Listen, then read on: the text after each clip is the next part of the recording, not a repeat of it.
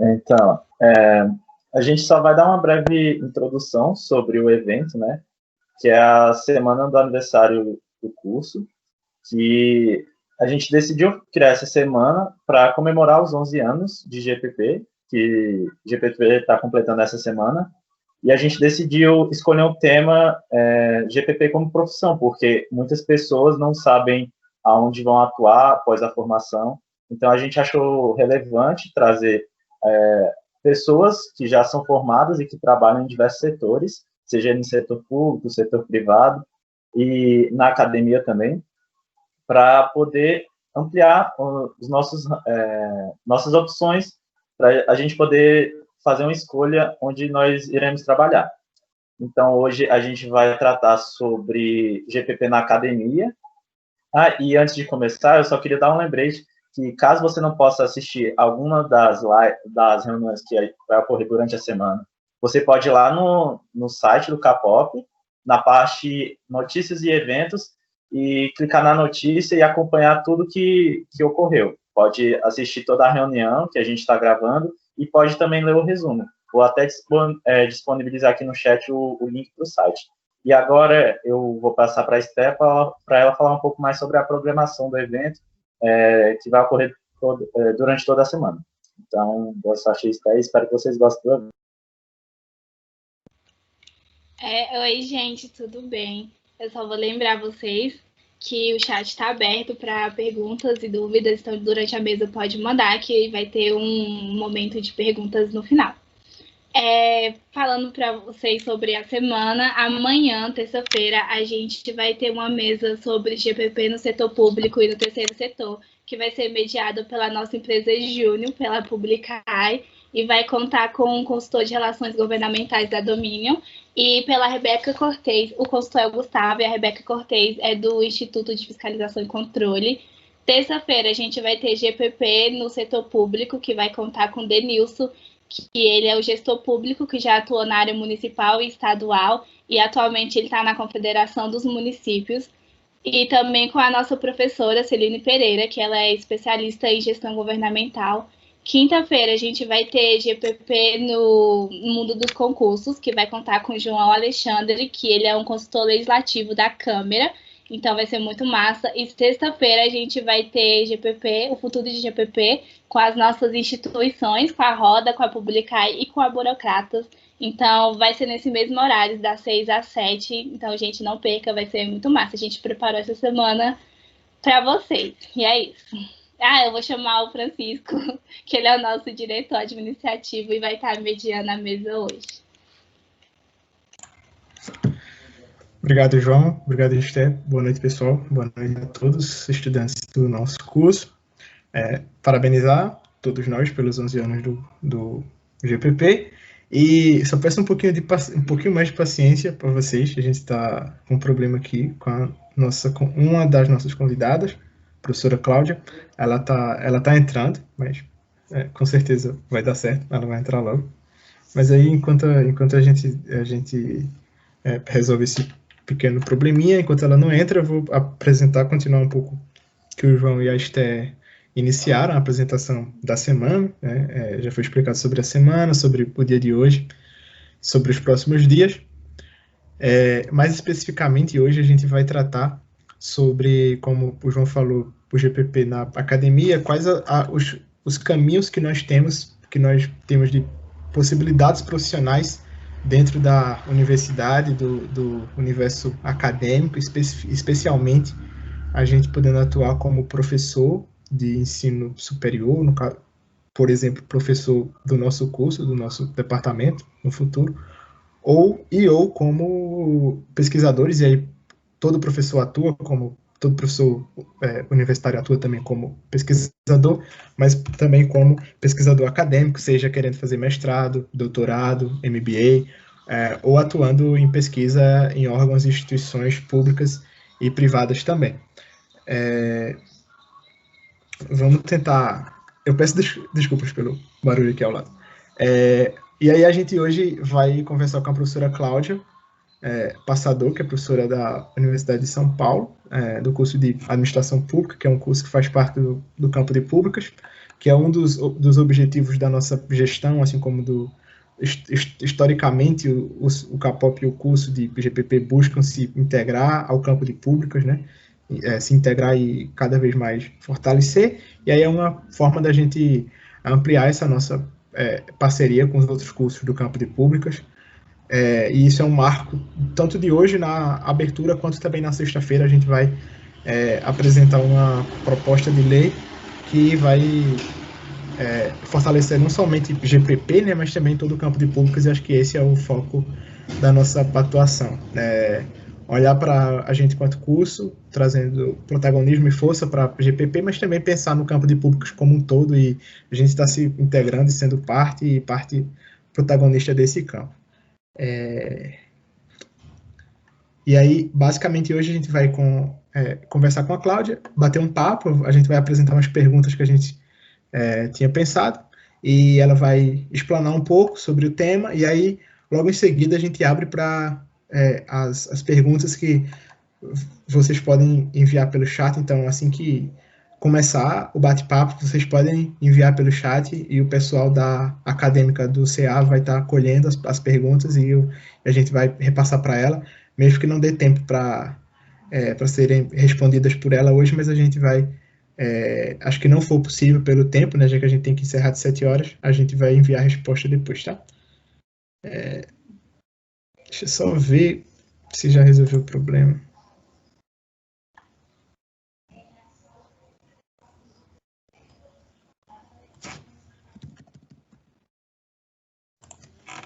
Então, já que eu já explanei um pouco, vamos esperar só mais um pouquinho. Eu peço que ninguém saia, por favor. A gente sabe que esses problemas técnicos acontecem nas aulas, é inevitável que isso acontecesse, ainda mais a gente com poucos meses usando Teams. Então, esperem só mais um pouquinho, que com certeza a Cláudia vai entrar logo, tá? E aí, quem já tiver pergunta sobre o tema, tem alguma dúvida, tem algum comentário para fazer, quem tiver interesse em seguir a carreira profissional na academia, como professor, como pesquisador, mestrando, doutorando, então já podem começar a enviar as mensagens no chat, tá?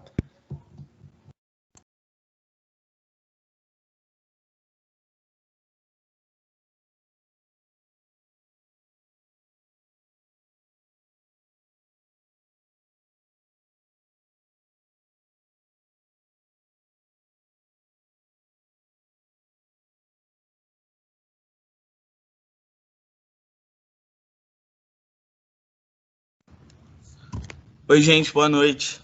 Eu acabei de conseguir falar com a Cláudia, ela conseguiu entrar agora, ela não estava conseguindo entrar na reunião. Acho que ela vai entrar pela conta da Valentina, mas é ela, daqui a 1 minuto ela já está entrando.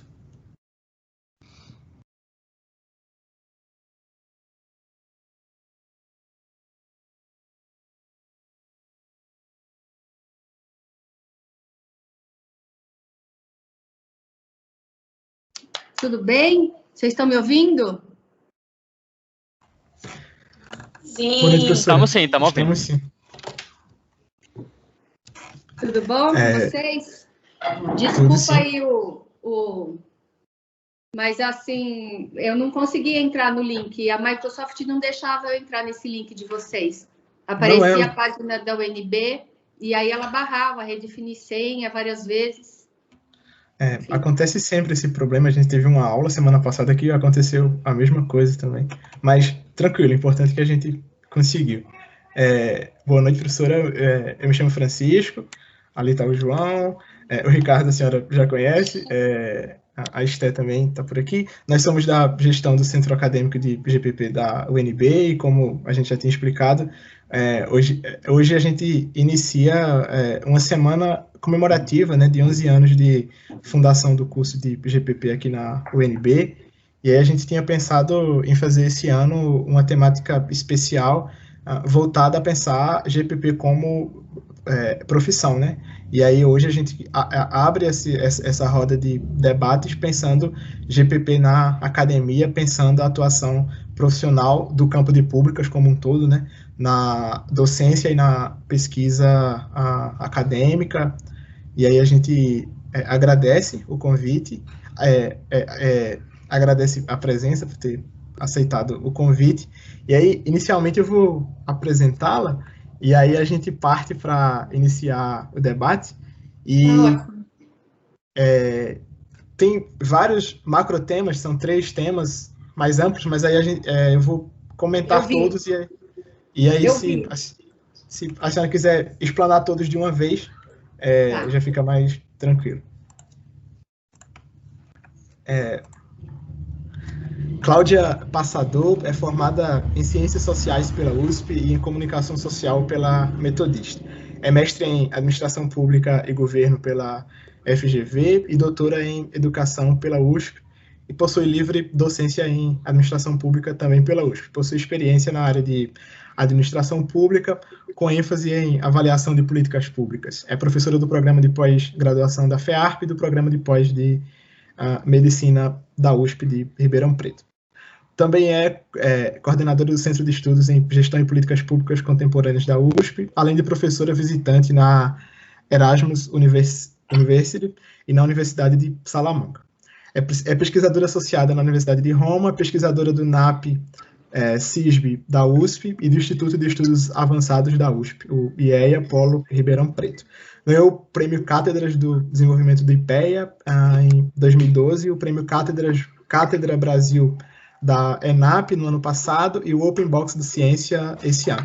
Além disso, é membro do Conselho da Cátedra de Educação do IEA, Polo Ribeirão Preto, e membro do Conselho Consultivo da Cátedra de Educação Básica da USP e Itaú Social, e líder da área do CEMEAD da FEA da USP e do Comitê Científico de Administração Pública da ANPAD, a Associação Nacional de Pós-Graduação de Administração. Além disso, é diretora da Sociedade Brasileira de Administração Pública, a SBAP, que essa semana vai promover o Encontro Brasileiro de Administração Pública, o EBAP.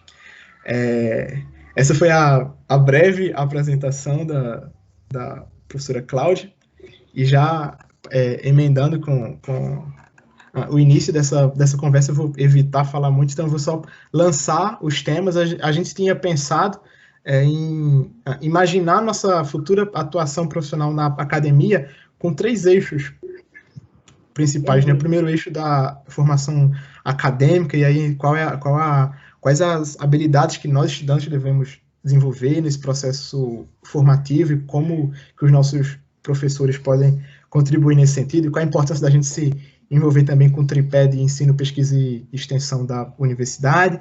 Aí depois, já entrando no campo da atividade profissional mesmo, os dois caminhos profissionais da academia, o caminho da docência e da pesquisa, que andam juntos, né? Como que a gente pode trilhar, e quais os conselhos, considerações e quais as experiências que a senhora pode compartilhar conosco, especialmente para aqueles estudantes que querem, ou que provavelmente estão em dúvida ainda, mas que têm algum interesse aí em atuar nesse meio, e aí qual a importância também da pesquisa e da inovação no campo de públicas, para que a gente possa fortalecer o campo e possa também construir uma administração pública mais aprimorada e mais fortalecida. Acho que esse é o conjunto das 3 perguntas, e aí eu passo a palavra para a nossa professora Cláudia. Obrigado, professora. Olá, tudo bem? Então, boa noite. Queria agradecer, Francisco, o convite. Sempre é uma honra participar das atividades da UNB. Fico super feliz quando eu vou para Brasília e quando eu vou na UNB. Tenho vários amigos, então é sempre um prazer estar relacionada a alguma ação, alguma atividade, né, que envolva vocês. Eu vou tentar fazer um pouco um discurso em 3 blocos, né, conforme vocês tinham me falado, né, então as habilidades, a docência e a pesquisa, né. Então, se você me perguntasse assim, quais habilidades, né, para a formação do gestor de políticas públicas, eu acho que um pouco do mix entre o conhecimento e a prática é sempre legal, né? Quer dizer, qual que é o diferencial do indivíduo que faz ciência política? né? Eu sempre tive, ao longo da minha vida, uma dificuldade, como eu sou socióloga, né, eu fiz ciências sociais na USP, eu tinha um pouco de dificuldade em ver como é que eu poderia pensar a prática das ciências sociais, né? Também eu fiz a universidade em outro momento, e no fundo, quem me trouxe a prática, né, do que eu pensava e das minhas angústias, o jornalismo me ajudou um pouco, porque eu fui jornalista de política, trabalhei um tempo com isso, inclusive na Folha de São Paulo, mas eu tinha esse envolvimento, né, com as ciências sociais e essa preocupação, né, com o fazer e como contribuir, e durante bastante tempo o jornalismo foi suficiente e chegou um determinado momento que eu não conseguia mais resolver sendo repórter. E foi quando eu fui fazer o mestrado em administração pública na GV. Então, eu sempre conto essa história, e até conto para a própria Marta Fará, que foi minha professora na época e, felizmente, é minha amiga hoje, que ela que conseguiu fazer essa ponte entre a teoria das ciências sociais e a ação no Estado, no município, no governo, né? Então, assim, como é que eu poderia fazer isso? Ao mesmo tempo, eu sou professora numa escola de negócios, a FEA é uma escola de negócios, né? 1/3 dos alunos, depois que eu entrei, vão para a área pública, um outro para o mercado financeiro e outra parte para o agronegócio, né? Mas é uma escola de negócio. Na administração, o tema administração pública também não existia, né?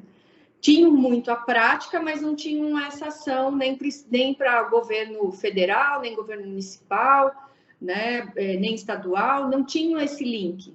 Então, eu acho que a especificidade da carreira de gestor, né, de políticas públicas é justamente ter por detrás essa formação em ciências sociais, mas, ao mesmo tempo, ter uma formação das ciências sociais aplicadas.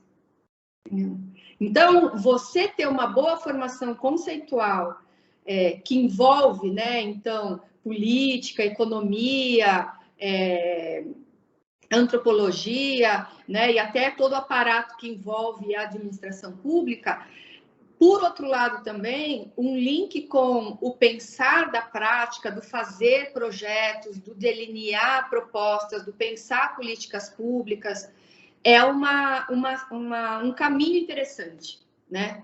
Então, assim, um pouco desse comprometimento com as ciências sociais e essa visão de mundo que as ciências sociais traz, que tem na ciência política, mas, ao mesmo tempo, tem um fazer, né? Então, tem um fazer que envolve o ciclo de políticas públicas, tem um fazer que envolve todos os entes federados, né? Toda essa dinâmica que envolve o setor público, né? Então, se preparar num primeiro momento para isso, eu acho que é interessante. E num segundo momento, eu acredito que aí não é só para quem é gestor de políticas públicas, mas é você ter uma visão multidisciplinar do mundo, né?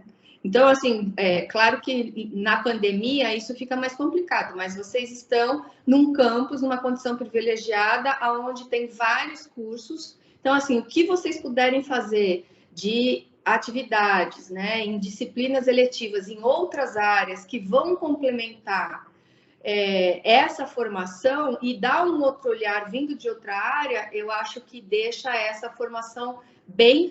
Opa! Meu tripé aqui que caiu. Bem especial, né? Se você falar assim, hoje as pessoas falam muito em liderança, né?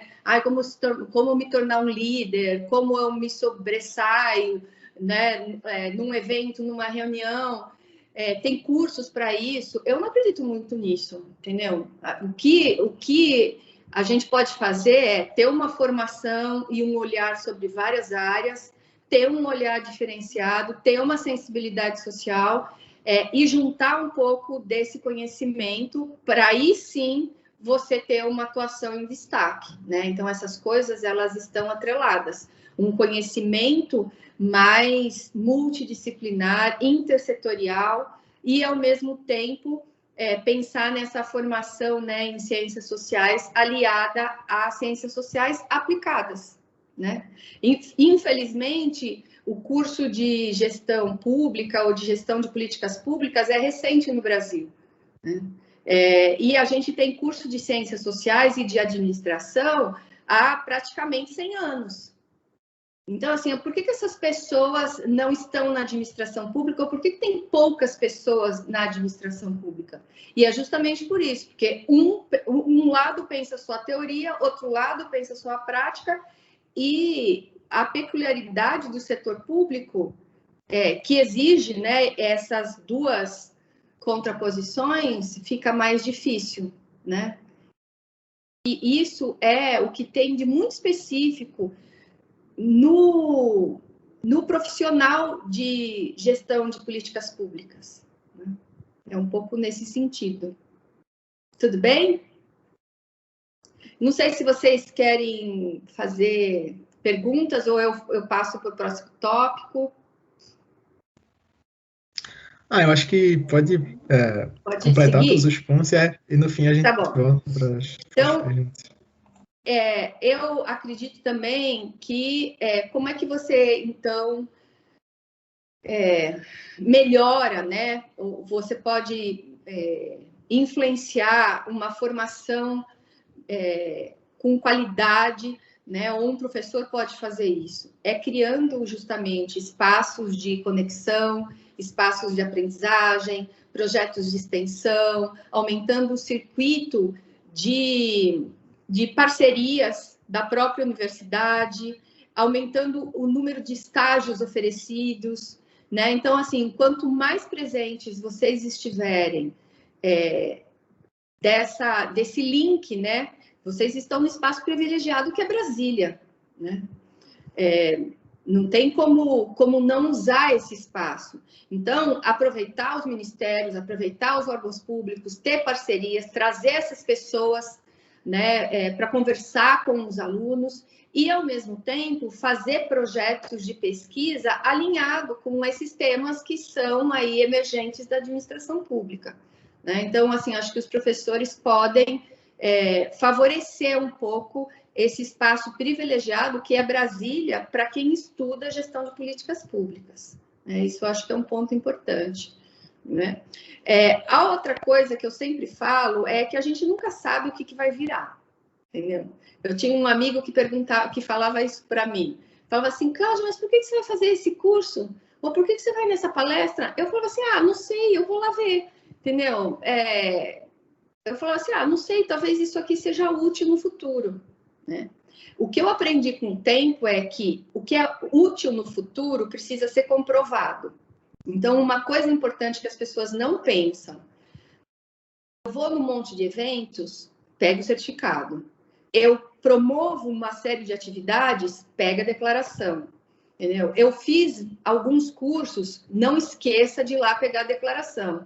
Porque a carreira acadêmica, ninguém fala isso para a gente quando a gente está aí, mas é uma carreira altamente burocratizada e formalizada, né? Então, assim, ela é muito formal, a carreira acadêmica. Se você não sabe se você vai querer seguir a carreira acadêmica ou não, então eu acho que, assim, tente utilizar o espaço da UNB o máximo possível e, ao mesmo tempo, formalize isso no seu currículo Lattes.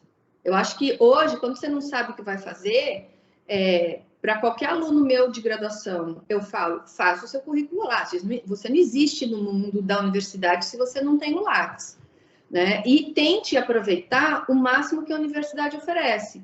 Assim como as disciplinas eletivas, também tem a iniciação científica, os projetos de cultura e extensão, as entidades estudantis. Tudo isso compõe não só um currículo, né? O currículo formalizado, eu estou falando do certificado, que é importante, mas do outro lado, ele vai essa formação, né? E essa convivência vai te dar uma formação muito específica, muito peculiar, que vai te fazer um profissional melhor, inclusive um professor melhor, né? Então, assim, o mestrando que fez iniciação científica, ou o professor que fez iniciação científica e teve envolvimento com uma entidade estudantil, ou fez um projeto de cultura e extensão, ele é um docente melhor, né? O mundo hoje, o CNPq virou, né, uma agência executiva, né, muito influenciado aí pelo aspecto do gerencialismo da década de 90, do Bresser Pereira, né, durante o governo do Fernando Henrique Cardoso, e as pessoas não pensam nisso, mas o CNPq ele foi muito influenciado por um modelo americano de acadêmico, que você vale por quanto que você publica, né? As pessoas, elas são medidas por ponto e por H, né? Então, assim, quantos Hs que você tem é a quantidade de pessoas que citam seus artigos publicados em revistas internacionais indexadas. Mas é importante, tudo bem, o CNPq vai exigir isso na sua carreira, então, assim, participe de congresso, publique o seu TCC, tente fazer uma iniciação científica e gerar um trabalho disso e publicar com o seu orientador, mas, ao mesmo tempo, o que a gente percebe é que tudo isso deixa você mais preparado para o mundo e para o cotidiano do universo de trabalho. Às vezes, os alunos, eu falo para os alunos, você vai fazer umas coisas que você vai achar que não tem a ver com o que você está fazendo. Por exemplo, meus alunos me ajudam a preencher meu Lattes.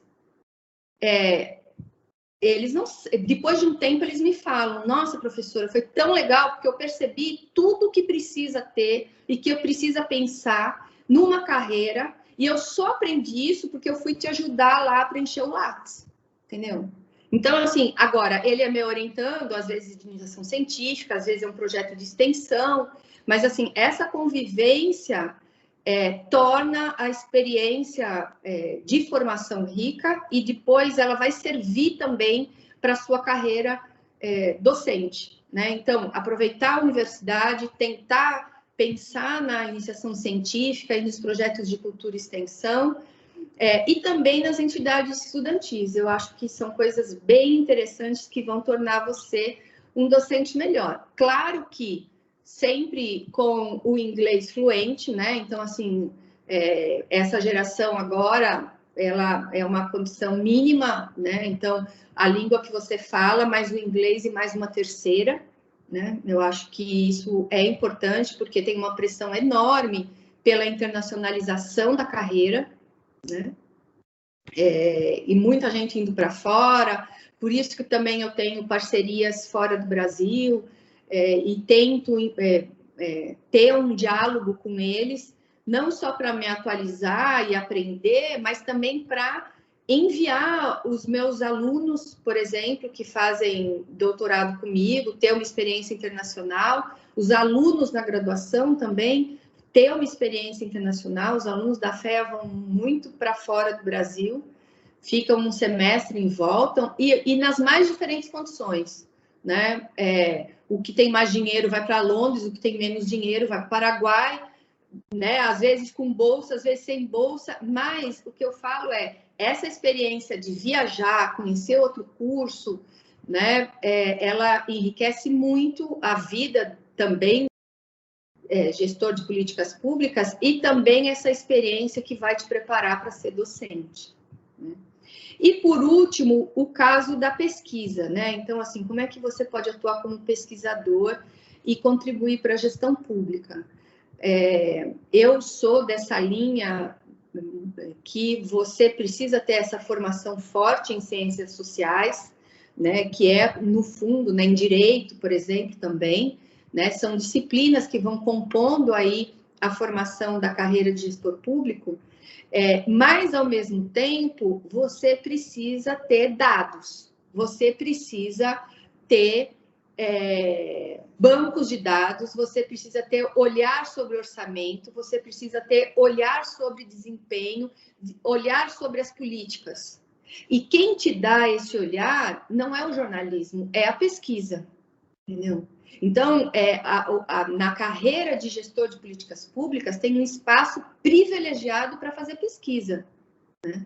Quando um jornalista ele vai falar sobre alguma coisa, eu vou falar sobre uma política pública, ele vai lá, entrevista 3, 4 pessoas, ou vai em 2 municípios, e ele coloca isso em rede nacional. Quando um pesquisador de políticas públicas vai falar sobre alguma coisa, ele tem uma amostra significativa daquele universo que está sendo atendida por aquela política. Ele tem uma metodologia e ele usa dados ou microdados que foram levantados sobre aquilo. E são essas pesquisas que vão delinear a tomada de decisão dentro do setor público. Eu acredito muito nisso, na qualidade do gasto público. Você gasta bem quando você tem informações de qualidade sobre aquilo que você está mapeando. E quando você, por exemplo, pensa no ciclo de políticas públicas, desde da agenda, da implementação, né, do próprio processo de avaliação, como é que eu posso fazer alguma coisa sem um pesquisador envolvido nesse processo? É por isso que se gasta tão mal o orçamento público no Brasil. Porque tem uma pessoa que senta ali, agora nós vamos ter eleições municipais, senta para ser o novo prefeito e imagina políticas que não são as essenciais para aquela cidade, entendeu? Ou eles não olham, por exemplo, não usam as bases de dados de IDH, do próprio IBGE, né, de todas essas bases de dados, de organismos, né, de pesquisa que a gente tem no Brasil, e inclusive dos ministérios, para tomar decisão e fazer o investimento. Então, é justamente nesse processo de pesquisa que você encontra esse espaço para a carreira de políticas públicas, né? E aí é um espaço enorme. Então, a gente está vivendo hoje um momento de crise, né, na administração pública, apesar de ontem da eleição, né, americana ter dado um pouco uma perspectiva, né, do fortalecimento da democracia e da diversidade, talvez no mundo inteiro, e que isso chegue, né, esses ventos, né, da democracia chegue novamente para o Brasil. Mas, ao mesmo tempo, isso sempre vai funcionar dessa forma, né? Eu acho que tem diferentes momentos na administração pública no Brasil. Por incrível que pareça, o governo federal é o que mais se equipou com ferramentas de gestão pública e profissionalizou a sua gestão.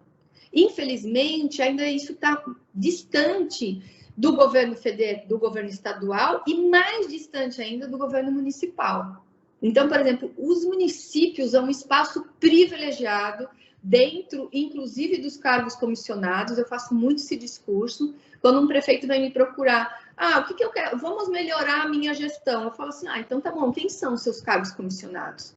Contrate essas pessoas que são formadas em gestão pública, né, ou que tem conhecimento sobre a gestão pública para te assessorar. É a primeira coisa que você tem que fazer, né? Então, esse dilema sempre vai existir, né? A influência da política dentro da administração pública é muito forte, mas, ao mesmo tempo, você tem espaços de conexão e de processos, né, onde a pesquisa ela está linkada com o desempenho, com o uso do orçamento, com a implantação ou extinção de novas políticas públicas.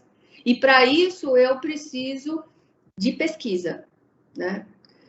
Por isso que também fazer pesquisa enriquece essas habilidades, tanto para a carreira quanto para a docência, né? Eu sou uma pessoa, por exemplo, que eu não tenho nenhuma familiaridade com matemática, mas, assim, eu tenho que usar estatística. Então, assim, não dá para eu falar de um estado ou de uma cidade se eu não ver os dados, os últimos dados de pesquisa, por exemplo, do DataSUS sobre aquele município ou sobre aquela região, né? Então, assim, você não precisa ser um estatístico, e nem um matemático, mas você precisa ter esse olhar sobre a gestão pública, né, para complementar justamente essa formação. Eu acho que era isso, assim. Boa noite, professora. Obrigado pela fala sensacional. Eu queria primeiro te agradecer por ter comparecido aqui e te fazer umas perguntas também.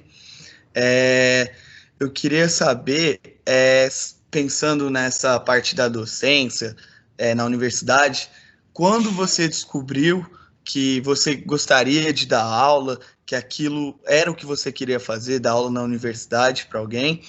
E linkando aqui com outra pergunta que mandaram aqui no chat, que o João Lucas mandou, a gente queria saber quais são os desafios da docência no campo de públicas e quais as perspectivas para o futuro, pensando no campo de públicas, na administração pública.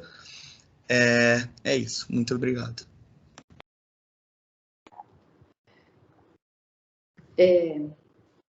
Bom, vou falar um pouco dessa minha história, né? Quando eu estava ainda fazendo ensino médio, eu estudei num colégio super legal, era particular, né?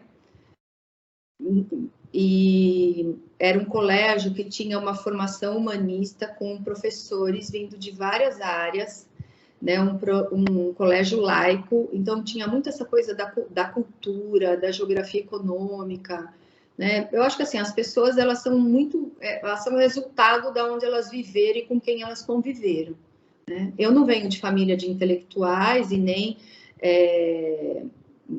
venho de uma família simples que não tinha formação, né, universitária, aí sofisticada, não tenho de uma família de intelectual, mas eu tive a sorte de frequentar um colégio que tinha uma formação diferenciada, que realmente foi um privilégio.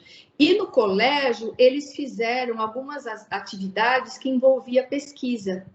Eu lembro que um dos trabalhos que eu tive de história era pesquisar durante 6 meses tudo que saía na mídia sobre um partido político. Eu lembro que eu caí com o partido do Maluf na época, né? Então, assim, foi uma coisa muito peculiar, né? E aí eu percebi que eu gostava de fazer aquilo, né? Aí eu fui fazer a faculdade, escolhi ciências sociais, né? Um pouco nessa angústia de querer mudar o mundo e ter um comprometimento, né, com a sociedade como um todo, tinha essa ânsia, né? Eu acho que todo mundo que tem 20 anos tem angústia, né? Se não tem angústia, tem alguma coisa errada, né? Porque, né, com essa idade você ainda, né, quer mudar o mundo, mudar os paradigmas, tentar contribuir para isso. E fui fazer ciências sociais. Só que eu venho de uma família de trabalhador, né? Eles viraram no final da vida, por causa até do milagre econômico aí no Brasil, viraram classe média, mas é uma família de trabalhador. E eu, quando estava fazendo sociais, eu percebi que talvez eu não tivesse emprego com aquilo. Eu fiquei muito agoniada, tipo assim, onde que eu vou arrumar emprego sendo socióloga? Eu não entendia o que fazia direito. E também tinha poucas pessoas para conversar na família, né? E aí eu fui fazer jornalismo. Eu lembro de pensar isso. Nossa, tem tantas cidades no Brasil e toda cidade tem um jornal, não é possível que não tenha um jornal e não vai ter um trabalho para mim. Eu vou conseguir arrumar um trabalho em alguma cidade, eu vou conseguir um emprego. Né? E por isso eu fui fazer jornalismo. E quando eu estava no jornalismo, e aí fui fazendo as duas faculdades juntas, foi uma loucura, terminei um ano depois da outra, né? Primeiro eu fiz ciências sociais e depois terminei um ano depois o jornalismo. No meio disso já comecei a licenciatura em ciências sociais. Fui assim, indo de um lugar para o outro. Eu percebi que eu gostava muito de estudar, de fazer pesquisa, e que eu não conseguia ficar sem estudar, entendeu?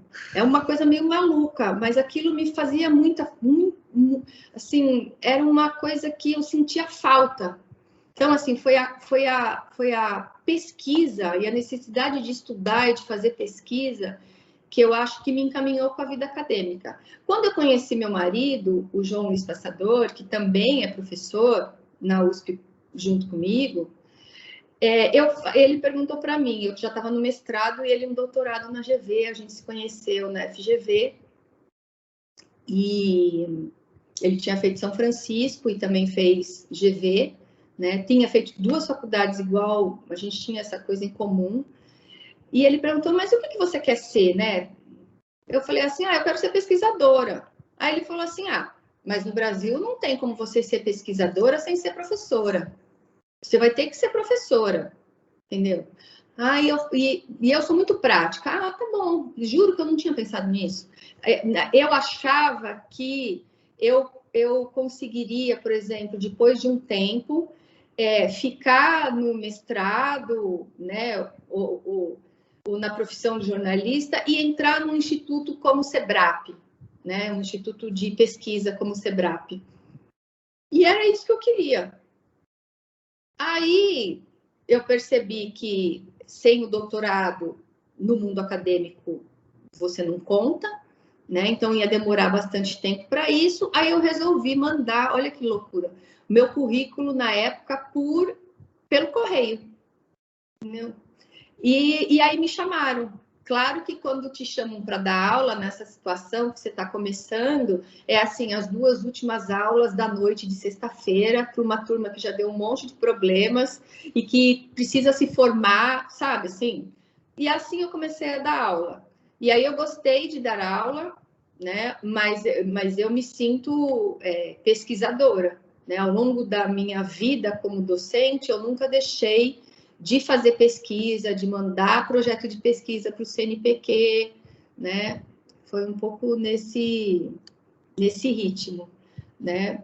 E eu acho que os desafios é justamente você pensar, primeiro é você escolher, porque o mundo hoje, né, está muito fragmentado, né? Muito especializado, né? Então, assim, não adianta você... Eu fui aprendendo isso com o tempo, viu? Não adianta você estudar gestão de políticas públicas. Você estuda o quê na gestão de políticas públicas? Por exemplo, hoje, quando me perguntam, eu falo, eu estudo avaliação de políticas públicas. Não é nem implementação, agenda, nada disso, entendeu? Eu me especializei em avaliação de políticas públicas, usando métodos, né, que é esse mix, que é um pouco de qualitativa com quantitativa, né? Métodos mixed approach aí que está na moda. Mas eu já fazia isso, entendeu? Então, e ao mesmo tempo, eu fui afunilando.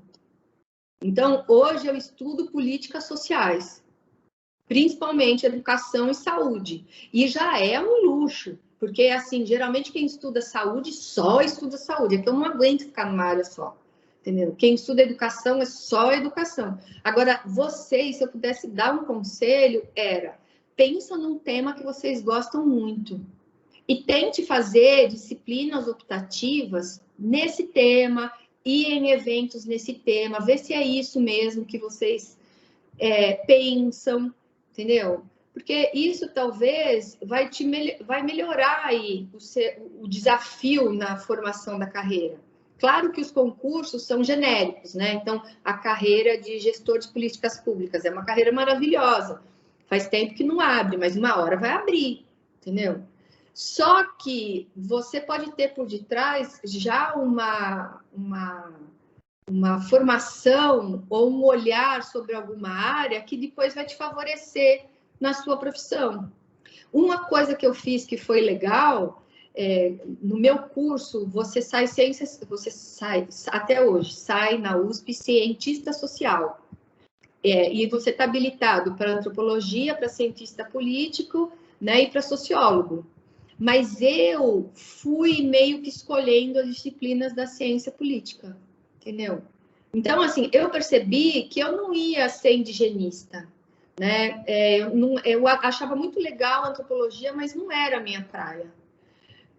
Então, por exemplo, eu não fiquei fazendo um monte de disciplinas em antropologia, nas mais sofisticadas, porque eu percebi que aquilo não ia ser, eu não ia por esse caminho, né? E na própria sociologia, tinha as coisas interessantes, por exemplo, sociologia do consumo, do cotidiano. Eu fiz algumas disciplinas, mas me agradava mais a ciência política. Então, assim, quando eu fui para o mestrado em políticas de governo, que era a área de administração pública, que eu escolhi na Fundação Getúlio Vargas me ajudou muito, entendeu? Porque eu já tinha feito várias eletivas dentro dessa área. Então, eu acho que também você pensar um pouco na sua vocação, eu acho que é legal. Ninguém fala isso para as pessoas, né? Vocês já escolheram uma carreira, né? Mas dentro dessa carreira, o que você quer? Você se vê numa sala de aula? Você se vê fazendo pesquisa, orientando pessoas, né? Tendo essa carreira de congressos, de produção de artigos, que é super burocratizada? Ou você se vê numa carreira onde você vai ter um horário fixo e você vai ficar trancado dentro de uma área, né, de um ministério, por exemplo, ou de um órgão público? Né? Eu acho que vocês precisam pensar um pouco nesse cotidiano de trabalho, depois de formados, para tentar escolher um pouco, ou delinear, né, assim, um pouquinho, né, porque tudo muda, a gente nunca sabe o que vai acontecer. Eu nunca achei que eu fosse ser professora da USP, nunca nem tinha passado pela minha cabeça isso, né? E aí, no final, foi aparecendo concurso, fui prestando e, no final, virei professora. É um pouco isso. Professora, tem mais 2 perguntas e tem algumas pessoas que estavam tentando enviar mensagem no chat, mas não estavam conseguindo. Se alguém quiser fazer a pergunta pelo microfone, pode usar a palavra. Mas antes eu só vou fazer as 2 perguntas que o pessoal tinha feito aqui. O Gabriel perguntou qual a importância de possuir uma dupla formação, na sua opinião, e no caso com a sua experiência própria. E a Michele perguntou quais as áreas de pesquisa que a gente pode atuar. A senhora já deu um norte nesse sentido.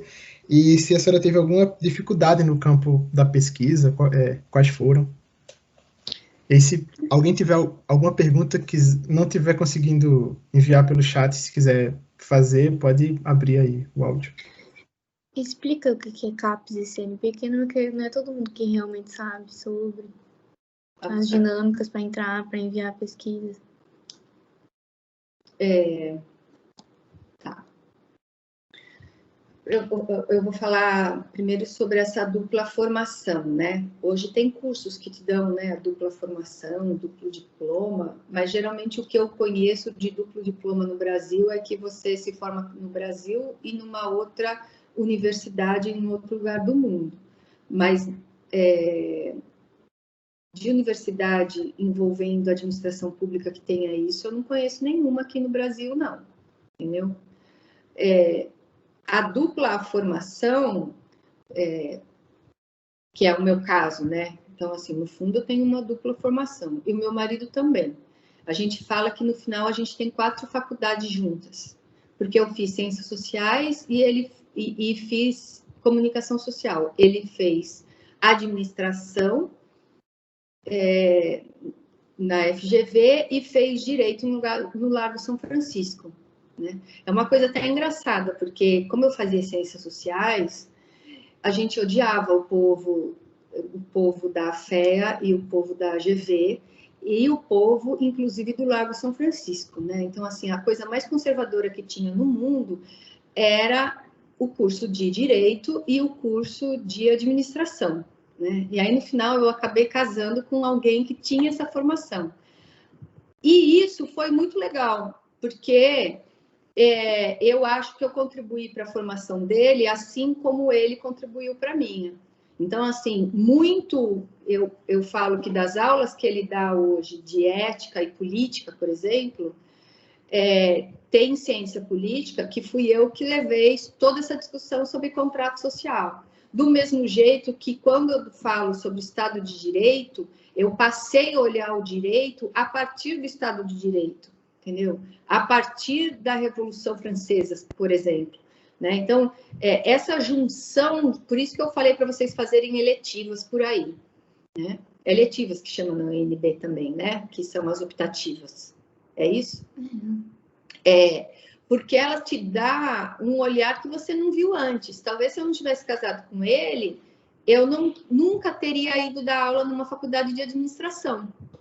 E numa faculdade de administração, eu percebi a importância de você ter administração pública. Então, assim, eu sou professora do curso de administração da FEA, que é administração genérico, mas os alunos têm disciplina obrigatória de administração pública. E os próprios alunos que falaram isso, a gente precisa ter administração pública na nossa formação, entendeu? Então, você que dá. Eu que dou administração pública. Então, isso complementa essa formação. Por isso que eu falei, vai lá fazer umas disciplinas na economia, vai fazer umas disciplinas na geografia, vai lá nas relações internacionais, o que eu posso... Porque quando você escuta um outro profissional, mesmo que for para falar uma disciplina que você tem parecido, você vai escutar sobre um outro olhar de uma outra ciência, entendeu? Então, eu falo que as ciências sociais, ela me ensinou a fazer uma leitura da sociedade. E a administração, ela me ensinou a operacionalizar aquilo que eu tinha vontade de mudar na sociedade. Entendeu? Então, talvez um único curso não consiga fazer isso. Vocês já são privilegiados, né? Então, gestão de políticas públicas, porque na própria formação do curso, ele já é multidisciplinar, ele já une ciências, ele já une áreas. Mas eu acho que vocês tinham que aproveitar isso, né? Agora, especificamente na pesquisa, não é uma coisa muito fácil, não, entendeu? Eu vou falar assim, a pesquisa, ainda mais no Brasil, né, gente?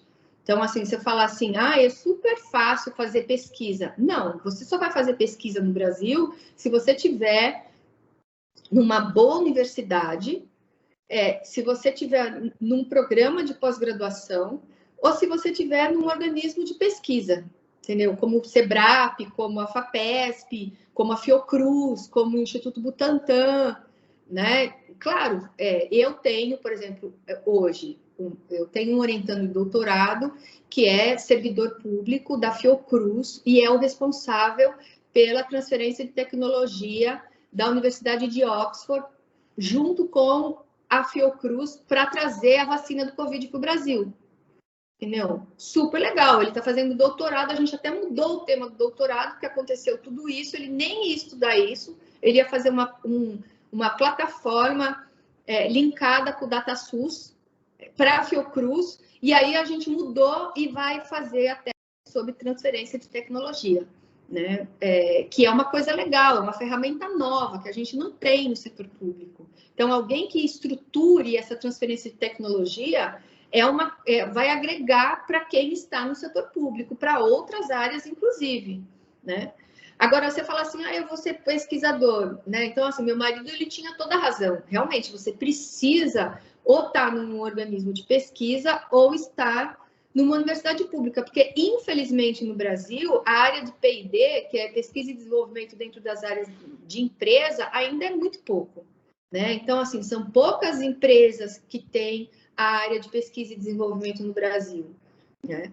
Agora, dentro da pesquisa, a gente tem 2 órgãos, que é a CAPES, que regula aí o sistema de pós-graduação, e o CNPq, que regula a pesquisa, né? A Tina me pediu, a Maria Valentina, que é minha filha, que está aqui do lado, pediu para eu falar sobre isso, que ela falou assim, mãe, nem todo mundo entende muito isso, né? Então, assim, no Brasil, o que rege e mede a pesquisa e que cria, né, os editais para pesquisa é o CNPq. E o CAPES, a CAPES, ela cuida da pós-graduação e meio que operacionaliza esses recursos que vêm para pesquisa no Brasil. Então, você vai fazer, por exemplo, mestrado, você vai pedir uma bolsa CAPES.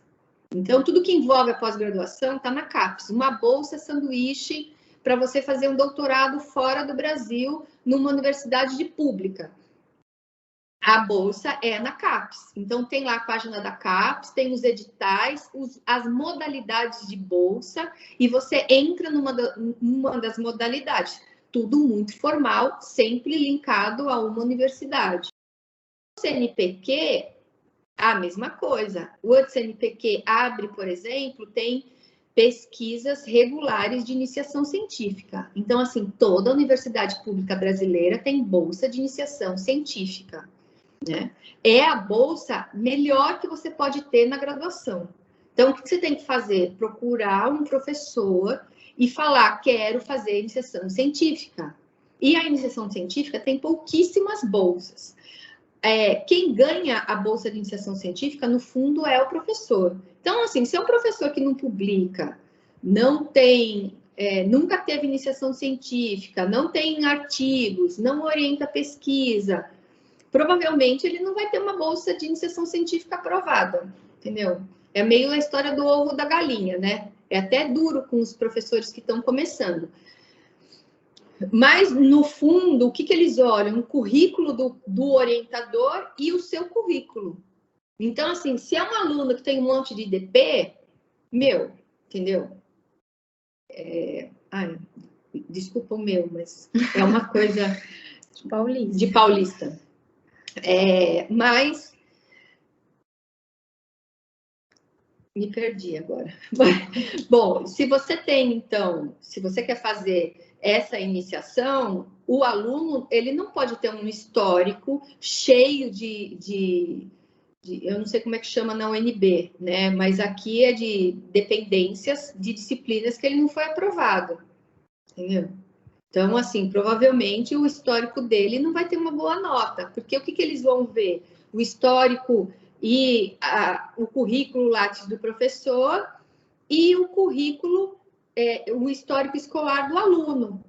Então, ele vai ver essas duas coisas para te conceder a bolsa. É claro que tem que passar na comissão de pesquisa, da unidade, da universidade, mas eles observam geralmente esse critério. Aqui na USP, eles nem falam muito isso, entendeu? Mas tem uma classificação de professor A, B e C.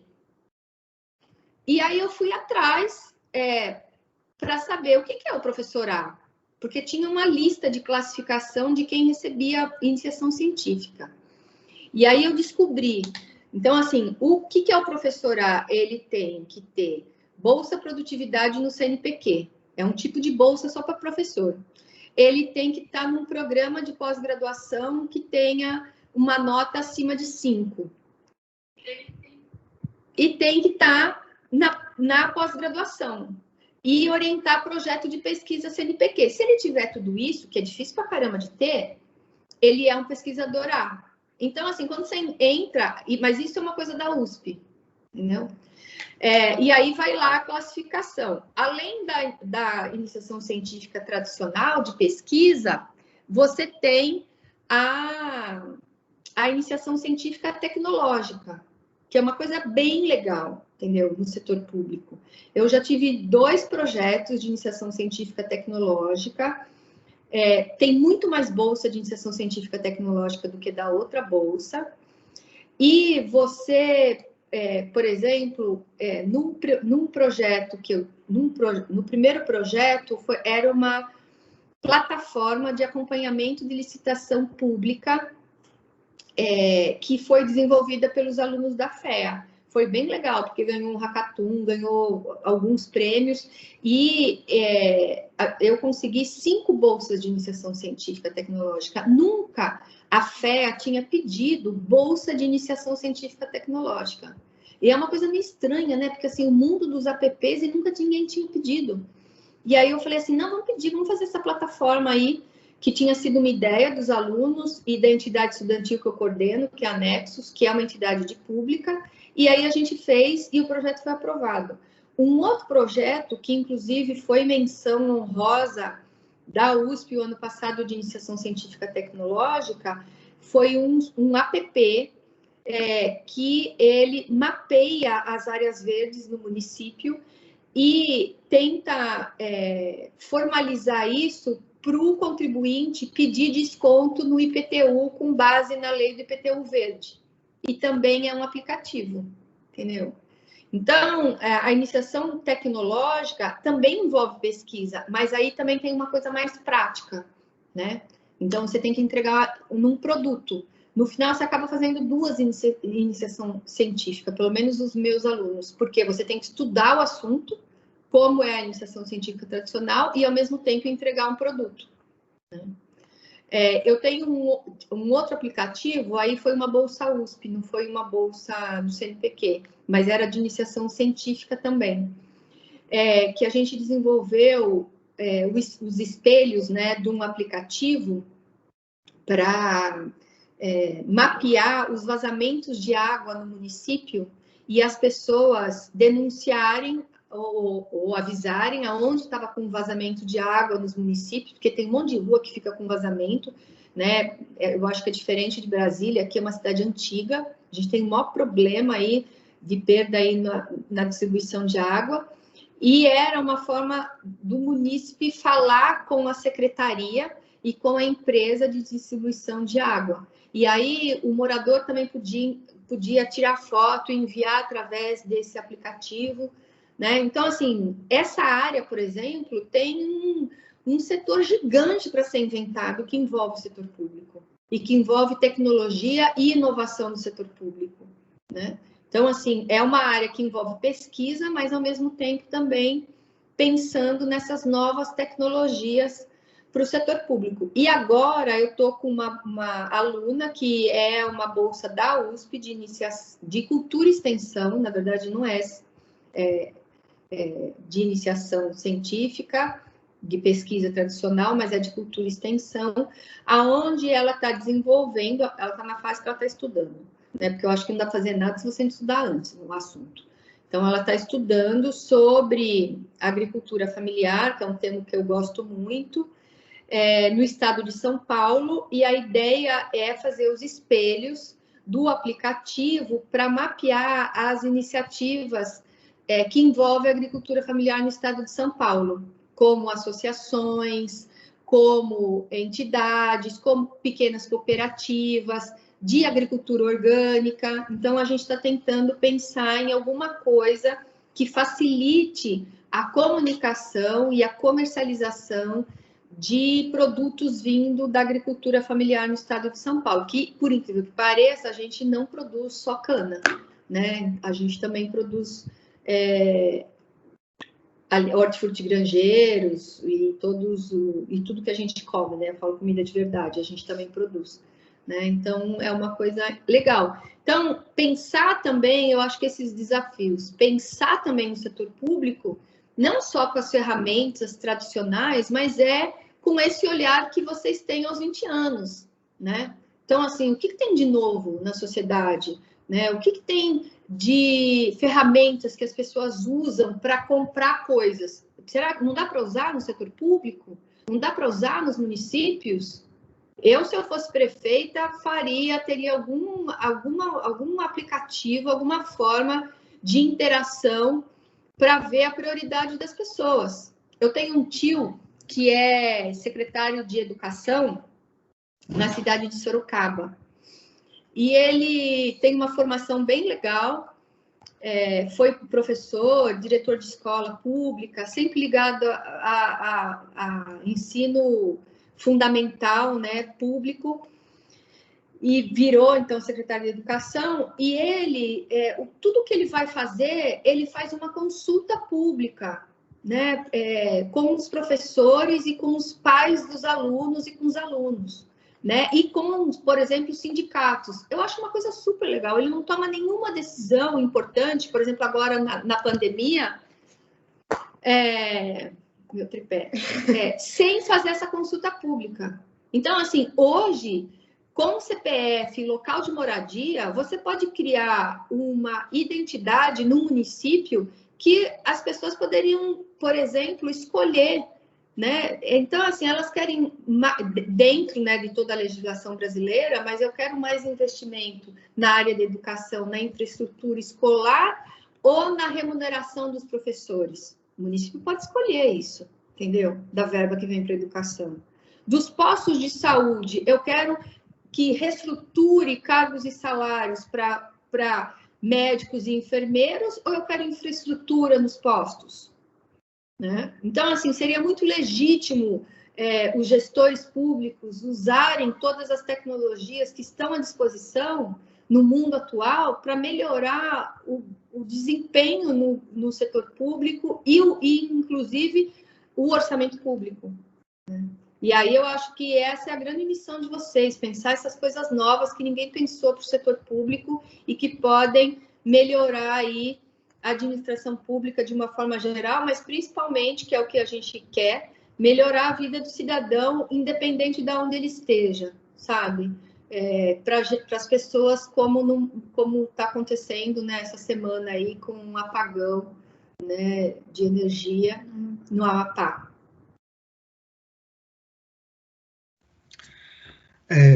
Obrigado mais uma vez. A gente já passou um pouquinho do tempo, eu não sei como está a sua agenda, mas quem tiver aula agora de 7 horas e precisar sair, a gente entende, pode sair. A gente vai se planejar para que amanhã a gente comece às 7, mas aí, tipo, como a gente começou um pouquinho atrasado, acho que não tem problema terminar um pouquinho mais tarde. E aí, mais alguém tem alguma pergunta aí, numa última rodada de perguntas? E aí a professora Cláudia responde, se quiser, e aí já pode fechar a sua fala, e aí eu já aproveito, já vou encerrar minha fala aqui como mediador, e eu agradeço a presença, foi uma brilhante explanação.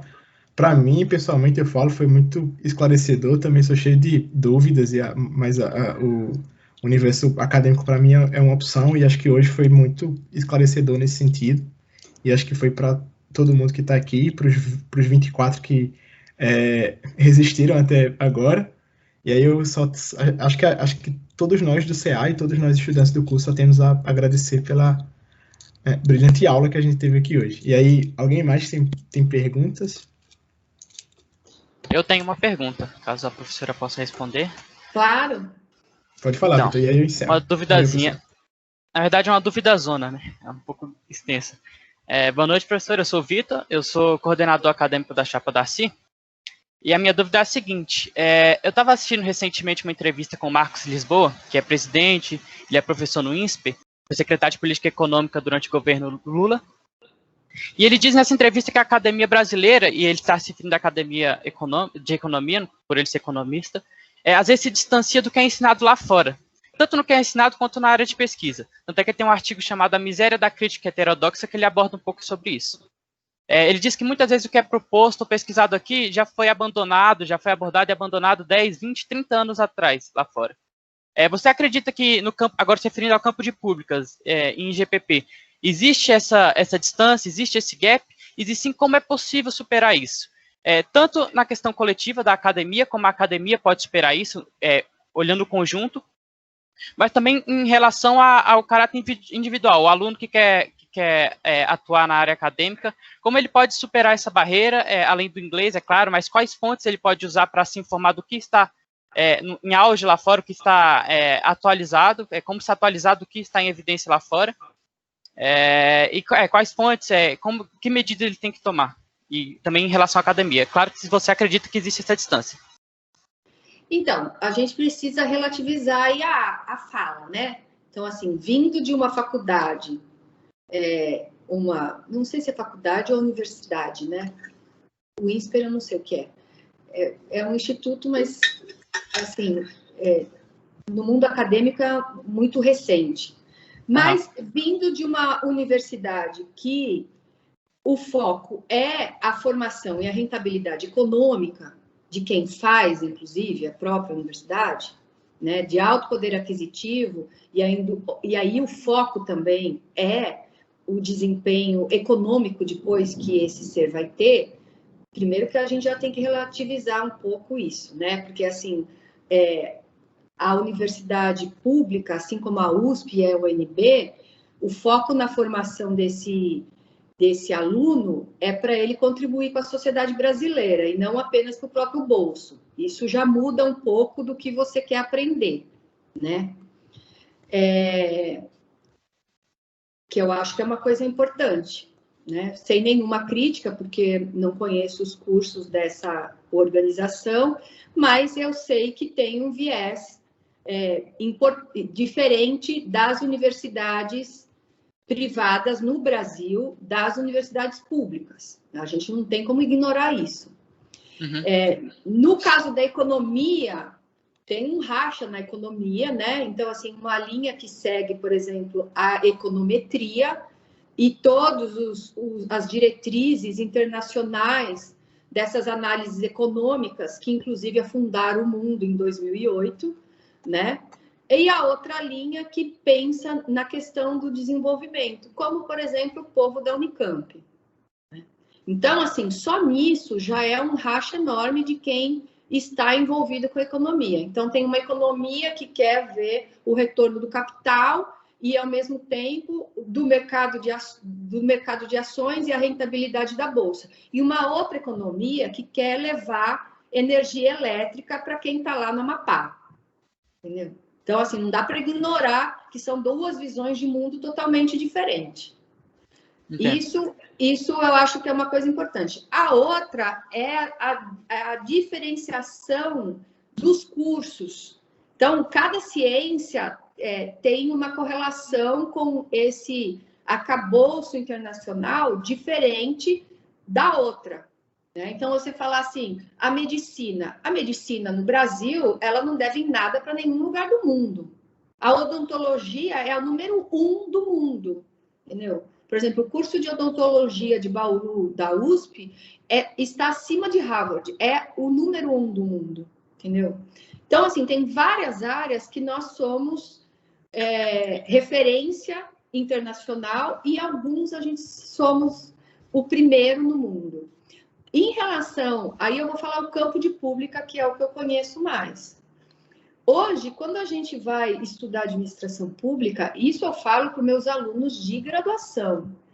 Olha, você precisa entrar no web, no Scopus, que é a base indexada de artigos nacionais, e no Web of Science, que é a base de dados de artigos indexados internacional. Você vai estudar, por exemplo, meio ambiente, o saneamento e meio ambiente, você vai colocar essas duas palavras-chave e vai pegar o que tem lá nos últimos 5 anos, entendeu?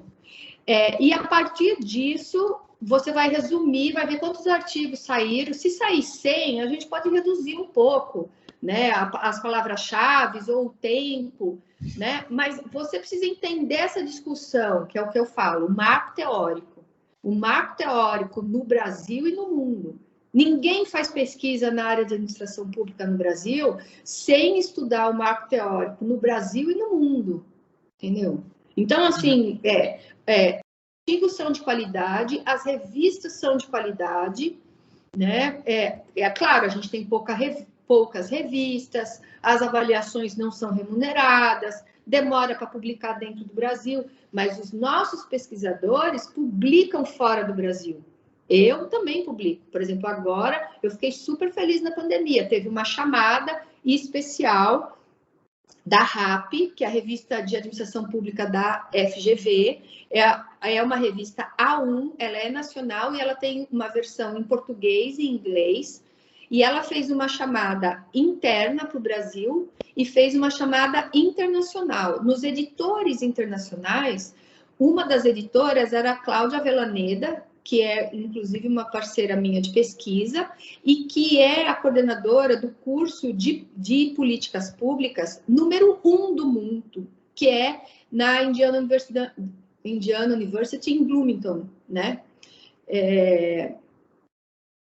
E é o curso mais bem avaliado dos Estados Unidos. E aí ela participou dessa edição para chamar pesquisadores do mundo inteiro para pensar a questão do Covid. Eu tive a sorte de fazer uma parceria com uma aluna que estava fazendo bolsa sanduíche na Inglaterra.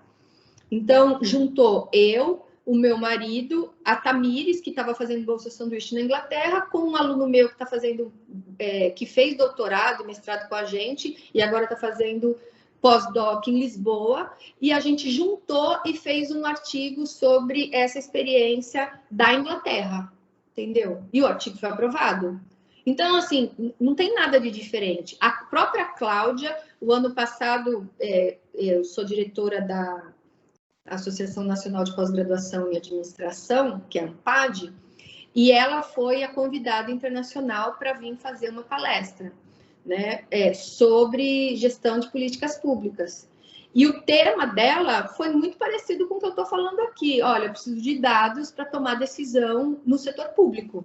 Então, assim, pelo menos no campo de públicas, não tem nada que alguém esteja estudando fora que a gente não está estudando aqui, entendeu? Não tem ferramentas que a gente não esteja utilizando aqui, né? Outro dia, eu fiquei super feliz, porque eu fiz um outro artigo com uma aluna que fez doutorado, ela fez mestrado e doutorado comigo, era um artigo sobre o marco teórico de avaliação de políticas públicas.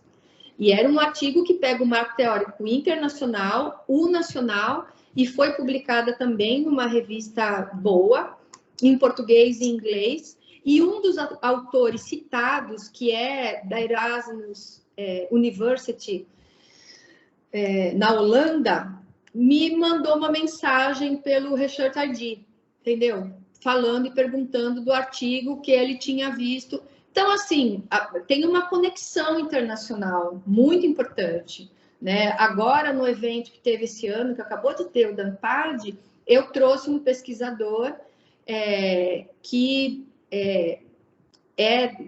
de uma universidade italiana que também tem parceria, e ele falou da experiência do Covid na Itália, de como foi em termos de gestão da política mesmo e das ações do Covid. Eu falei do caso da Inglaterra e outros pesquisadores falaram sobre o Brasil, entendeu? Então, assim, não tem nada do gênero. Agora, se você perguntar, eu tenho bancos de dados e pesquisa nos Estados Unidos que a gente ainda não tem aqui no Brasil, isso é verdade, entendeu?